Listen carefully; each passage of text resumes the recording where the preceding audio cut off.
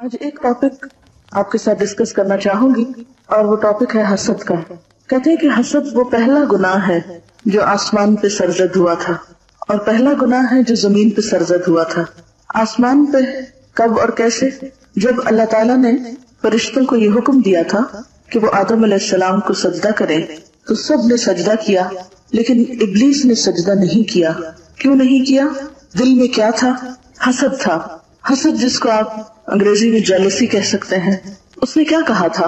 انا خیر منہ، میں اس سے زیادہ اچھا ہوں۔ اور پھر اس کی وجہ بتائی، خلقتنی من نار وخلقتہ من طین، مجھے تو نے آگ سے بنایا اور اس کو مٹی سے بنایا۔ اور جیسے کہ آپ جانتے ہیں کہ زمین پر انسان سے پہلے جنات ہوا کرتے تھے اور ان کے لیے آزادی تھی اور زمین میں ہر طرح کی نعمتیں وہ استعمال کرتے۔ ابلیس بھی جنوں میں سے تھا۔ جب اس کو یہ پتا چلا کہ اب زمین پر ہم سے زیادہ اہمیت کسی اور مخلوق کو دی جا رہی ہے تو یہ بات اس کو بہت سخت ناگوار ہوئی۔ یہ بالکل ایسا ہی ہے جیسے ایک چھوٹا بچہ جب وہ دیکھتا ہے کہ اس کی ماں کی گود میں کوئی دوسرا بہن بھائی آ گیا ہے، دوسرا بچہ آ گیا ہے، تو اس کی کیفیت کیا ہوتی ہے کہ اب میری محبت میں دوسرا شریک ہو رہا ہے، دوسرا اس کو شیئر کرے گا، وہ سب کچھ جو مجھے مل رہا تھا اب اس کو بھی مل جائے گا۔ وہ اس کو اپنا دشمن سمجھنے لگتا ہے اور اس سے جذبہ رقابت پیدا ہوتا ہے اور وہ اس کو ریپل کرتا ہے۔ تو آپ دیکھیں کہ اس کا نقصان کیا ہوا ابلیس کو، اس کے دل میں ایک جلن پیدا ہوئی۔ ویسے بھی آگ سے بنا ہوا تھا تو وہ اور بھی زیادہ جل بن گیا اور کہنے لگا کہ میں اس کے آگے جھکوں، میں اس کے آگے سجدہ کروں، میں اس کو بڑا مان لوں۔ یہ نہیں ہو سکتا۔ اور اس بنا پر اس نے اللہ تعالیٰ کا بھی انکار کیا اور ہمیشہ کے لیے ذلت اور رسوائی اور سزا کا مستحق ہوا، اور پھر اپنی اس برائی پر، اپنی اس ڈٹائی پہ جم گیا اور اس نے توبہ نہیں کی، پلٹا نہیں۔ گویا حسد کے نتیجے میں ایک ایسی سرکشی اس کے اندر آئی، ایک ایسی ڈٹائی اور ایک ایسی کیفیت اس کے اندر آئی کہ جس سے وہ نکل نہ سکا۔ تو یہ ایک ایسی بیماری ہے، ایک ایسی خرابی ہے کہ جو انسان کو بسا اوقات مغلوب کر لیتی ہے۔ جب انسان کو احساس ہوتا ہے کہ یہ ایک برا کام ہے تو انسان اس سے بچ جاتا ہے، نکل آتا ہے یا اس پہ قابو پا لیتا ہے۔ لیکن حسد ایک ایسی تکلیف دہ بیماری ہے انسان کے لیے کہ جس پہ بہت آسانی سے قابو پانا بھی مشکل ہوتا ہے، اور عمومی حالات میں یہ دیکھا گیا ہے کہ حسد انسان کو مغلوب کر لیتا ہے۔ زمین پہ پہلا گناہ کیا تھا؟ قتل۔ کبیرہ گناہوں میں سے بڑا گناہ آپ سمجھ سکتے ہیں، قتل تھا۔ اس کے پیچھے کیا تھا؟ حسد۔ کیسے؟ آپ جانتے ہیں کہ حابیل اور قابیل دونوں نے اللہ تعالیٰ کے سامنے اپنی قربانی پیش کی۔ سورۃ المائدہ میں آپ پڑھ چکے ہیں، اذ قربا قربانا فتقبل من احدهما ولم يتقبل من الاخر قال لاقتلنك۔ جب ان دونوں نے قربانی پیش کی تو ان میں سے ایک کی قربانی قبول کر لی گئی جبکہ دوسرے کی قبول نہ کی گئی۔ کس کی قبول نہیں ہوئی تھی؟ قابیل کی۔ اور کس کی ہوئی تھی؟ حابیل کی۔ تو قابیل حابیل کے اس اعزاز پر کہ اس کی قربانی قبول ہو گئی جل اٹھا اور اس برائی سے اتنا مغلوب ہوا کہ اپنے بھائی کو قتل کر ڈالا۔ حالانکہ قتل کرنے سے پہلے دونوں کے درمیان گفتگو بھی ہوئی، باہم بات چیت بھی ہوئی اور قریب تھا کہ وہ سمجھ جاتا، لیکن حسد سے اتنا مغلوب ہوا کہ سمجھ ہی نہ پایا۔ تو حسد ایک ایسی بیماری ہے کہ جو انسان کے عقل کو، ہوش و حواس کو پوری طرح مفلوج کر کے رکھ دیتی، اور اس وقت تک انسان کو چین نہیں آتا جب تک کہ وہ اس آگ کو ٹھنڈا نہیں کر لیتا۔ اسی سے انتقام کی آگ بھڑکتی ہے۔ بہت سی خرابیاں اسی سے شروع ہوتی۔ پھر آپ دیکھیں کہ لوگ دوسرے کی جب غیبت کرتے ہیں یا اس پہ الزام تراشی کرتے ہیں یا اور بہت سی برائیاں شروع ہوتی ہیں، تعلقات کی خرابیاں، تو اس کے پیچھے ایک بنیادی وجہ حسد ہوتی۔ حسد کی ڈیفینیشن کیا ہے؟ حسد کہتے کس کو؟ کسی بھی صاحب نعمت سے اس کی نعمت کے چھن جانے کی تمنا کرنا، کسی بھی صاحب نعمت سے اس کی نعمت کے چھن جانے کی خواہش کرنا، تمنا کرنا، آرزو کرنا۔ جس کو یہ نعمت ملی ہے بس کوئی بھی طریقہ ہو کہ یہ اس کے پاس نہ رہے، کسی بھی طرح اس سے چھن جائے، اس سے دور ہو جائے، اسے نہ ملے۔ کیونکہ حسد میں انسان کو کسی دوسرے کو ملنے والی نعمت اچھی نہیں لگتی، وہ اس پہ خوش نہیں ہوتا، اور بسا اوقات وہ صرف تمنا ہی نہیں کرتا، حاسد صرف چھننے کی تمنا ہی نہیں کرتا بلکہ عملی طور پر اس کے لیے کوشش بھی شروع کر دیتا ہے۔ کہ صاحب نعمت کو کسی طرح ذلیل و خوار کرے، اسے ملنے والی نعمت کو خود چھین لے، یا یہ کہ اسی کو ہی ختم کر ڈالے تاکہ وہ نعمت سے فائدہ نہ اٹھا سکے۔ اب اگلا سوال یہ ہے کہ کس کس کے ساتھ حسد کیا جاتا ہے؟ کیا کوئی خاص قبیلے کے لوگ ہوتے ہیں یا خاص رنگ و شکل کے ہوتے ہیں؟ کون ہوتے ہیں وہ جن سے حسد ہوتا ہے؟ ہر صاحب نعمت سے حسد کیا جاتا ہے، ہر نعمت والے سے۔ نبی صلی اللہ علیہ وسلم نے فرمایا اپنے ارادوں کی تکمیل میں رازداری سے کام لیا کرو، کیونکہ ہر صاحب نعمت حسد کیا جاتا ہے۔ جس کو بھی نعمت ملتی ہے اسی سے کوئی نہ کوئی حسد کرتا ہے۔ ایک تو ازلی ابدی حسد شیطان کا انسان سے چل ہی رہا ہے، اور پھر انسان انسانوں سے حسد کرتے ہیں۔ اب آپ دیکھیں کہ کون ایسا ہے جس کے پاس کوئی نعمت نہ ہو؟ ہر ایک کے پاس کوئی نہ کوئی نعمت ہے نا، کچھ تو نعمتیں سب میں کامن ہیں۔ مثلا ہم سب الحمدللہ دیکھ سکتے ہیں، لیکن اگر کسی کی آنکھیں ہم سے زیادہ خوبصورت ہو اور اس وجہ سے اس کو کوئی اہمیت مل رہی ہو تو ہم سے یہ برداشت نہیں ہوگا، ہم کہیں گے اس کی وجہ سے اس کو یہ امپورٹنس مل رہی ہے، اس کی تو آنکھیں ہی چلی جائیں۔ اسی وجہ سے آپ نے دیکھا ہوگا بعض لوگ دوسروں پہ تیزاب پھینک دیتے ہیں، قتل تو چلے بڑی درجے کی بات ہے، چھوٹی چھوٹی چیزوں سے تکلیف دیتے ہیں محسوس کو۔ قرآن پاک میں اللہ تعالیٰ فرماتے ہیں ام یحسدون الناس علی ما آتاہم اللہ من فضل، کیا یہ لوگوں سے اس لیے حسد کرتے ہیں کہ اللہ نے جو کچھ ان کو عطا کیا ہے، یعنی وہ کیوں عطا کیا ہے؟ حاسد لوگوں سے اس لیے حسد کرتے ہیں کہ انہیں اللہ کی طرف سے ملنے والی نعمت پر خوشی نہیں ہوتی، وہ دراصل اللہ تعالیٰ پر اعتراض کر رہے ہوتے ہیں یا اس سے ہی ناراض ہو رہے ہوتے ہیں کہ اس نے یہ نعمت کسی کو کیوں دے دی۔ اب ایک سوال تو یہ تھا کہ کس کس سے حسد ہوتا ہے، اگلا سوال یہ ہے کون کون حسد کرتا ہے؟ جس کو اللہ پہ بھروسہ نہیں ہوتا، جو اللہ کے فیصلوں پہ راضی نہیں ہوتا، ہر وہ شخص جو کسی خاص نعمت سے محروم ہوتا ہے اور وہ اس کا طلبگار بھی ہوتا ہے، جب وہ نعمت کسی دوسرے میں دیکھتا ہے تو حسد شروع کر دیتا ہے۔ کیا کوئی ایسا انسان بھی ہوتا ہے جو کبھی کسی سے حسد نہ کرے؟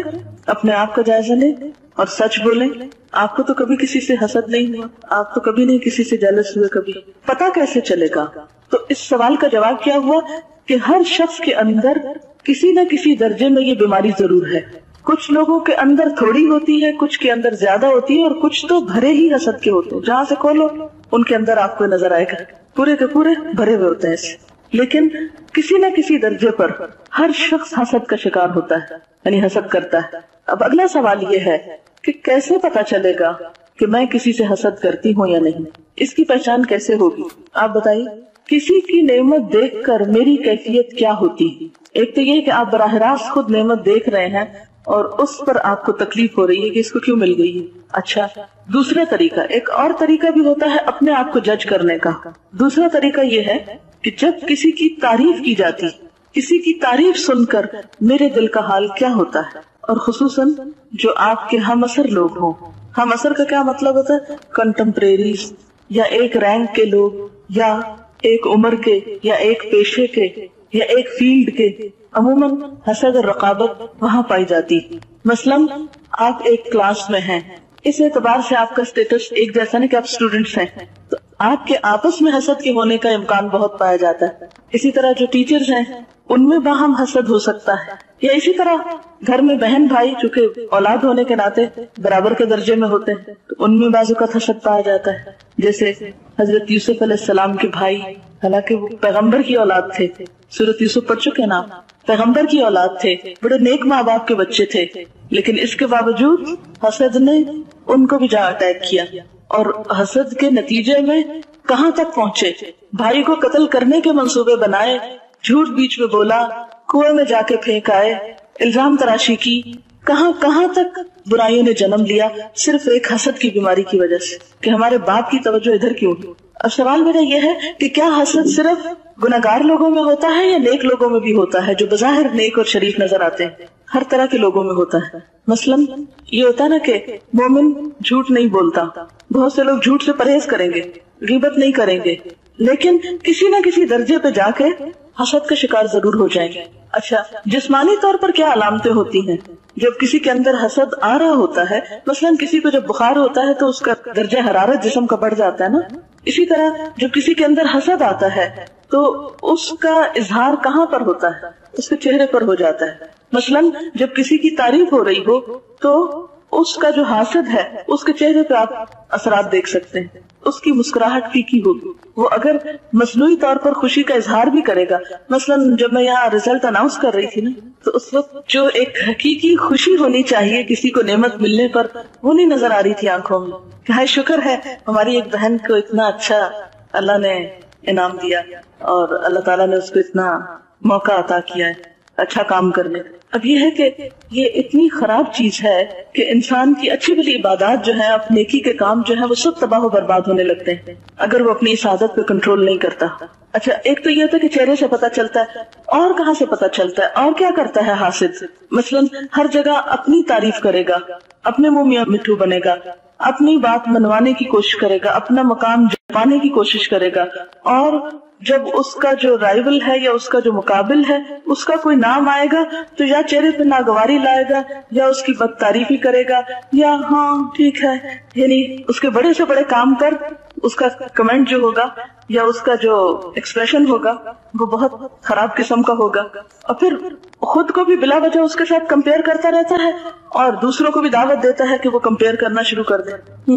اور کیسے پتہ چلتا ہے؟ یعنی اپنا جائزہ لیں، حاسد کو پہچانے. چلو ایک چھوٹا سا ٹاپک آپ لگا لیں، حاسد کو پہچانے.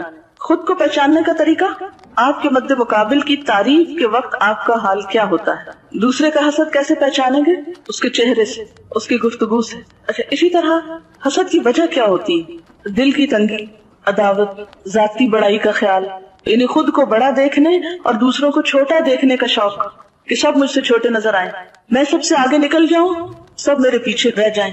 ایک تو ہیلتھی کمپٹیشن ہوتا ہے، ہر انسان کو اللہ نے موقع دیا ہے کہ وہ دوڑ لگائے، لیکن دوڑ لگاتے ہوئے اس بات کا شوق ہونا کہ باقی لوگ دوڑ میں پیچھے رہ جائیں. یعنی آپ دوڑیں جتنا دوڑتے ہیں، کوئی پابندی نہیں، لیکن دوسروں کو دوڑنے نہ دینا یا دوسروں کا دوڑنا آپ کو برا لگنا، یہ چیز ناپسندیدہ ہے. پھر اسی طرح جاہ پرستی. جاہ پرستی کیا ہوتا ہے؟ جاہ پرستی ہوتا ہے جیسے کسی عہدے یا کسی مقام کی خواہش.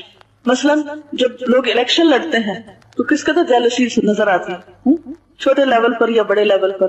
پھر اگر ان میں سے ایک سلیکٹ ہو جائے تو دوسری پارٹی کیا کرتی؟ اس کو قریب نہیں کرتی.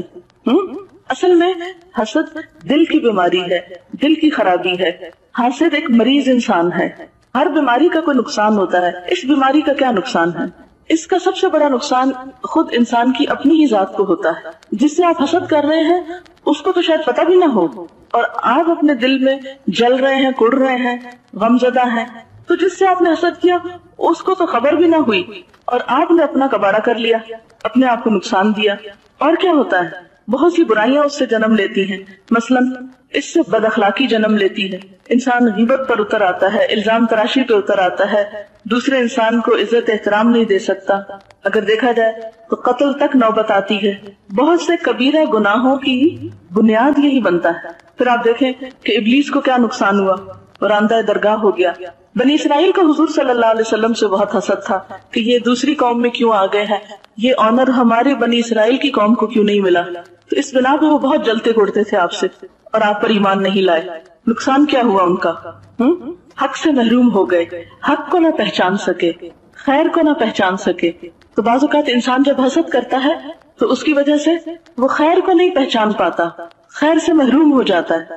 اگر یہود حضور صلی اللہ علیہ وسلم پر ایمان لے آتے، آپ کا ساتھ دیتے، تو آپ دیکھیں اسلام کو کتنی ترقی ہوتی. اور وہ حسد جو اس وقت سے چل رہا ہے آج تک وہ باقی ہے. اس بنا پر دنیا فساد سے بھر گئی، ایک دوسرے کو ایکسپٹ ہی نہیں کر پا رہے. اور کیا نقصان ہوتا ہے؟ مثلا قتل و غارت ہوتی، جیسے حضرت آدم علیہ السلام کے بیٹوں کا واقعہ ہے. پھر کیا نقصان ہوتا ہے؟ خونی رشتوں کی بے حرمتی ہوتی، جیسے حضرت یوسف علیہ السلام کے ساتھ ہوئی. پھر ایک اور بہت بڑا نقصان یہ ہوتا ہے کہ نیکیاں برباد ہو جاتی. انسان کی محنت مشقت سے کمائی ہوئی نیکیاں ختم ہو کر رہ جاتی ہیں. جیسے کہ نبی صلی اللہ علیہ وسلم نے فرمایا، ایاکم والحسد فإن الحسد یأکل الحسنات کما تأکل النار الحطب. خبردار تم حسد سے بچو، کیونکہ حسد نیکیوں کو اس طرح کھا جاتی ہے جس طرح آگ سوکھی لکڑی کو کھا جاتی. پہلے میں نے کہا نا کہ اپنا آپ جلاتے ہیں ہم، اور اپنا آپ جلانے کے ساتھ ساتھ اپنی نیکیاں بھی جلا دیتے ہیں. آپ سوچیں قیامت کے دن آپ حشر کے میدان میں کھڑے ہیں، آپ کے پاس نیک اعمال ہیں لیکن ان کو آگ لگی ہوئی ہے اور فائدہ دینے کی بجائے وہ جل رہے ہیں. کتنا بڑا نقصان ہے، کتنا شدید ترین نقصان ہے.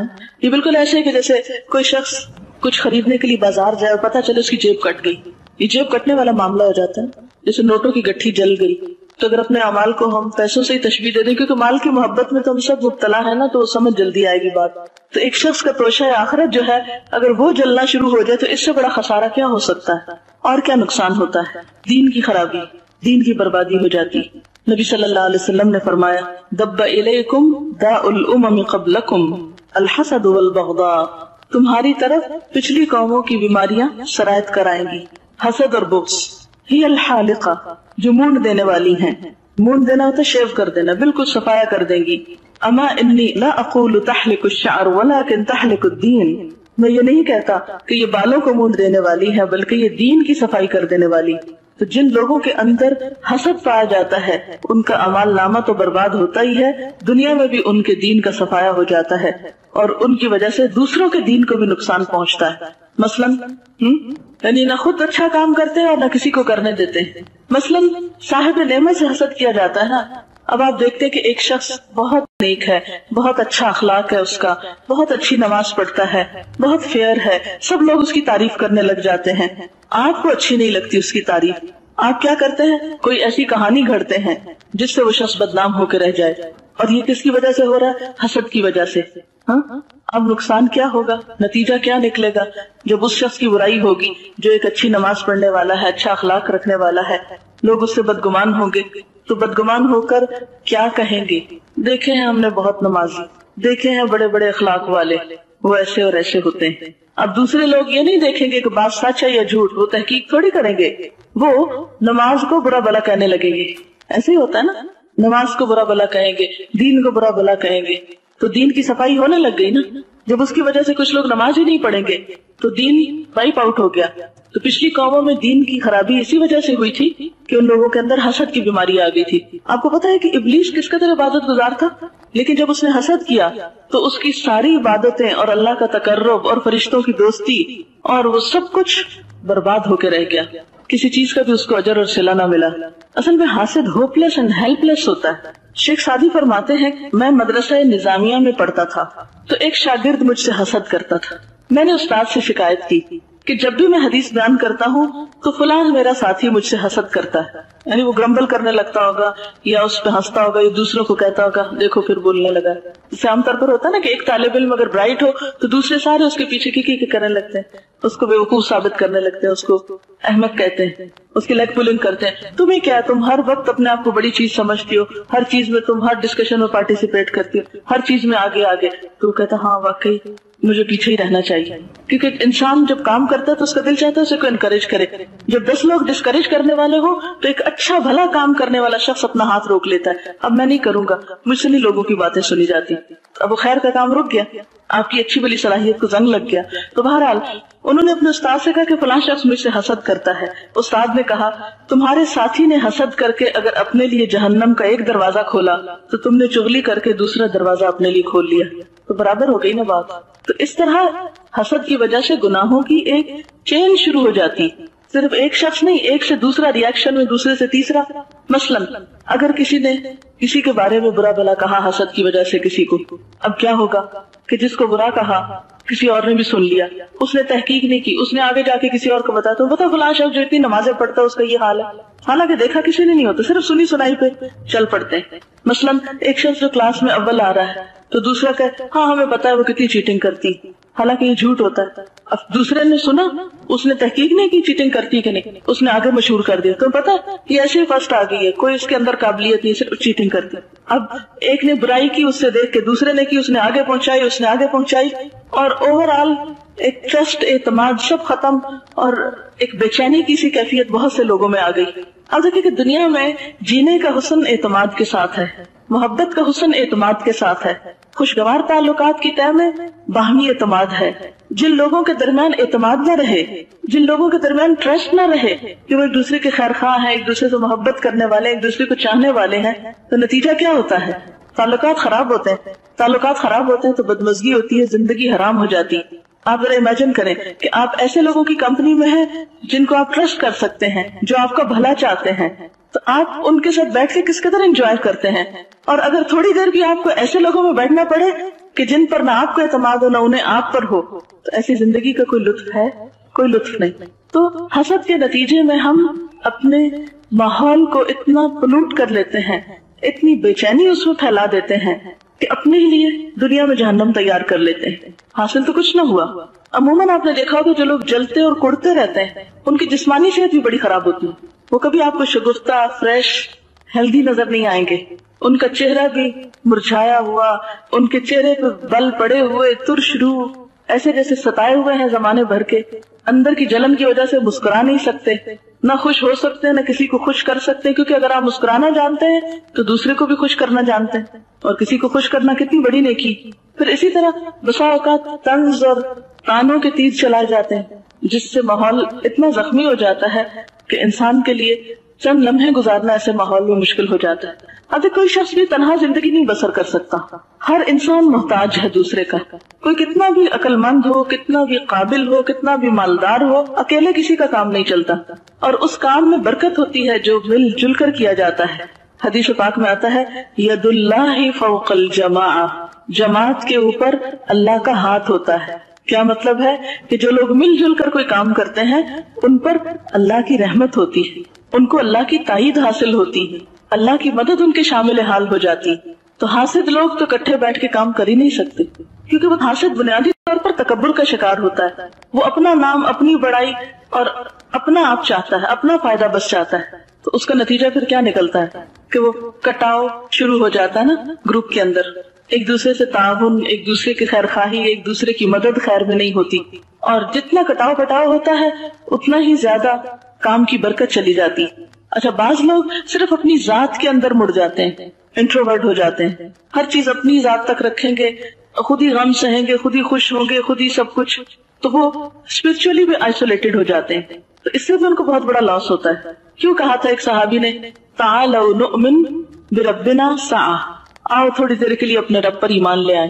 तो आप अकेले क्यों नहीं ले आते, दूसरे को क्यों बुला रहे हैं? इसलिए कि अकेले करने में न वो हुस्न है, न वो खूबसूरती है, न वो मजा है जितना एक ग्रुप की शक्ल में काम करने में। छोटा काम हो या बड़ा, मसलन अगर आप खाना ही पका रहे हैं तो अगर मिलजुल कर आप काम कर ले, मसलन मिलजुल कर सब्जी बना रहे हैं, मिलजुल कर आप चीजें करें, तो वही काम इतना आसान हो जाएगा कि आपको पता ही नहीं चलेगा।